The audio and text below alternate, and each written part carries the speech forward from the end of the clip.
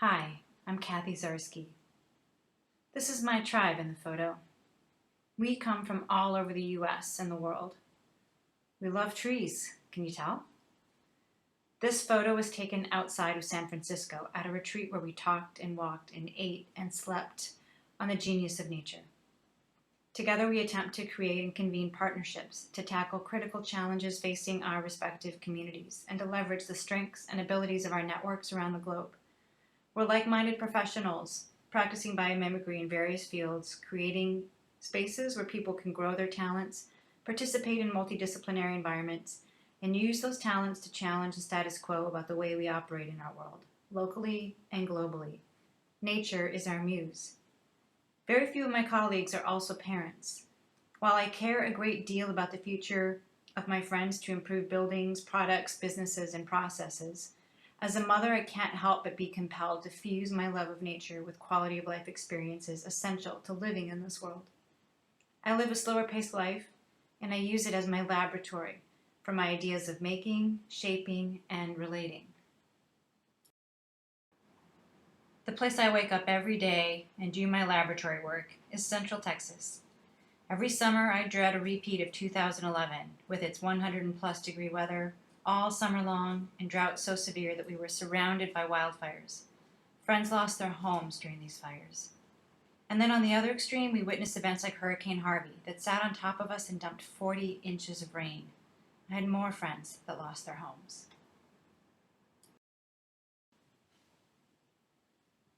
There have been 6 flags flying over Texas. The flags represent the 6 nations that have claimed sovereignty over Texas. I'd like to propose a symbolic 7th flag, the warming stripes of Texas, currently representing the years 1895 to 2019.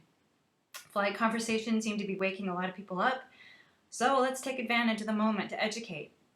These graphics show the change in temperature over the course of more than a century. Each bar represents 1 year and is colored based on the difference between the average temperature for that year and the average temperature during 1971 to 2000. Lower than that average, the bar turns blue; higher, it's red. According to a recent issue of Texas Monthly, in October of last year, the Texas Politics Project at the University of Texas revealed a stark generational gap among Republicans on the issue of climate. Only 33% of Texas Republicans over the age of 40 said they thought climate change was happening, compared to a whopping 70% of those under 40. Of those Republicans who believe it is happening, 61% said they're very or somewhat worried. Those under 40 Republicans are even more likely to be very worried about climate change than independents of all ages. And Texas is slowly turning blue. Yet, Texas somehow has done relatively little to prepare for climate change. The 5 greatest areas of climate risk in Texas are the increased energy use for air conditioning. Our state grid, ERCOT, has the lowest reserve margins in the country. We're going to see more sea level rise along the Texas Gulf Coast. We already have whiplash weather, which are floods, droughts, and wildfires. We experience harmful algae blooms in Texas waterways due to stagnant pools with accumulated pollution. This kills dogs in Austin every year. The frequency of 500-year storm events in recovery limbo is getting to be something we're used to. And I added a 6th category, which are vector-borne diseases. And if we're really honest, the communities at greatest risk are the poor and the vulnerable. There are also studies that show correlation between violent crime and warming, as hotter days seem to fuel aggression. We're conformists most of the time in a GDP-centric world. What if we shifted to real value, valuing things again, not as consumers, but as citizens? This has to be the story of us. Adolfo Natalini with Super Studio Architects wrote in 1971, "If design is merely an inducement to consume, then we must reject design. If architecture is merely the codifying of bourgeois model of ownership and society, then we must reject architecture. If architecture and town planning is merely the formalization of present unjust social divisions, then we must reject town planning and its cities, until all design activities are aimed towards meeting primary needs. Until then, design must disappear. We can live without architecture." I agree with this.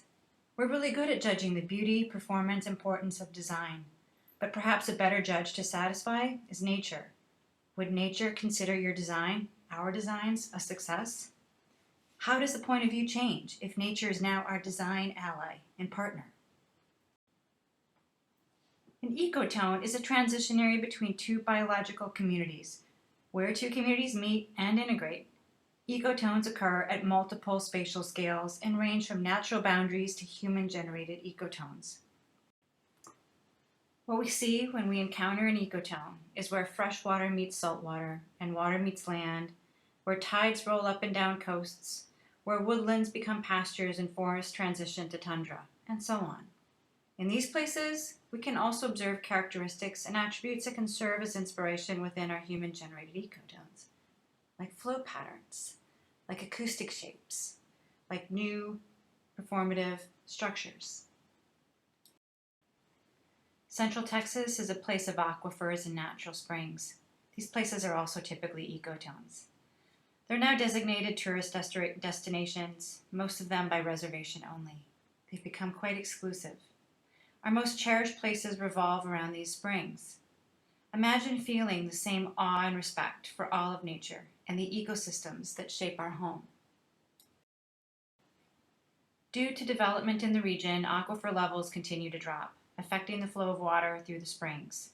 Local water conservation and quality is now a higher priority, but with the high percentage of private land ownership in Texas, groundwater scarcity is still a looming concern. Places like Hamilton Pool, in this picture, are under threat.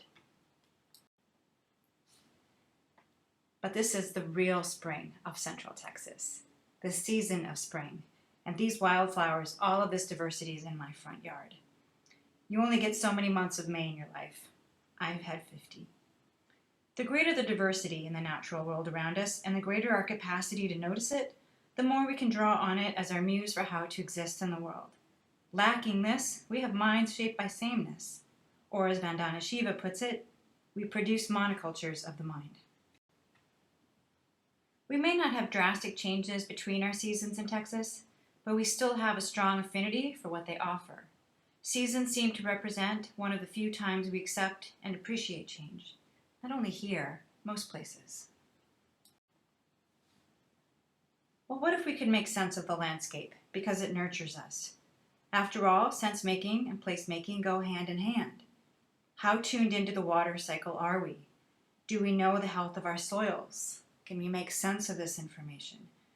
In highly contextualized instances, what would nature and community co-create in each unique place? Just imagine local ecological intelligence that allows us to live with abundance. Food and sustenance are our languages of love. And we also need time to ourselves. Did you know that pre-pandemic we were already spending way more time personalizing our homes before workstations, despite spending more of our days at work? Did you know that we are faster problem solvers when we have a view to vegetation? And our mental function and memory function also improve when we have access to a view. Listening to nature sounds causes relaxation in people who begin in a state of stress. Natural settings elicit a response that includes a component of the parasympathetic nervous system associated with the restoration of physical energy. We've seen 32% improvements in standardized test scores for children whose curriculum included gardening. Women living in the greenest areas had a 41% lower death rate for kidney disease, a 34% lower death rate for respiratory disease, and a 13% lower death rate for cancer than those living in areas with less greenery. We have to find our sit spots and train our senses. Our well-being is integrally connected to our innate need to convene with nature. When you're free to be still and imagine, can you picture your life or your happiness without nature? Can you?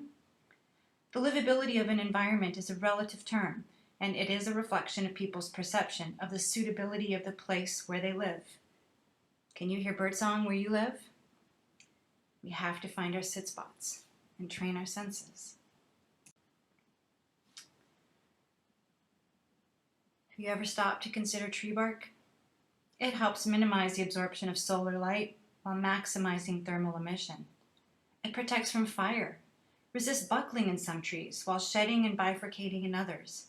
It serves as habitat to insects and small animals, and it hosts a wide array of fungi, lichens, and moss, as you see here. It's beautiful.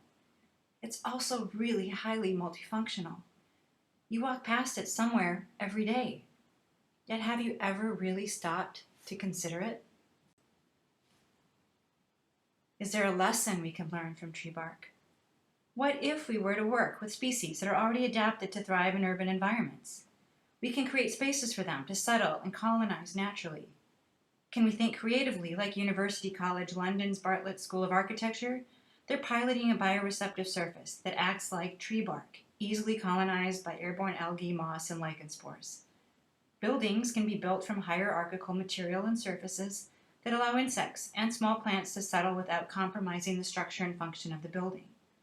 Is this one small intervention that gives us greater proximity to nature in the places where we've loved it to death or developed it away? Our cities have so conditioned their inhabitants to think of nature as an amenity. But nature is not decoration, but rather it's a complex web of living systems that can play an integral role in our health and the needs of our communities.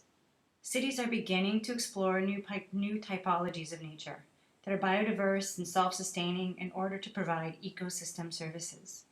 We can no longer define the success of cities and countries according to GDP. GDP does not account for our well-being, nor the externalities of environmental degradation due to production and consumption necessary for our well-being. But we can change our story. Shelter can be reimagined as microclimate. Rustling leaves can be celebrated for filtering particulate and dampening the wind. Flowing water is aerating and purifying.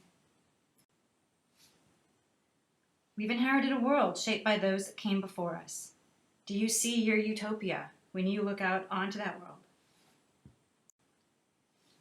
So what if we prioritize the cultivation of imagination? What if we engaged in radical collaboration with nature and each other to shape a better future?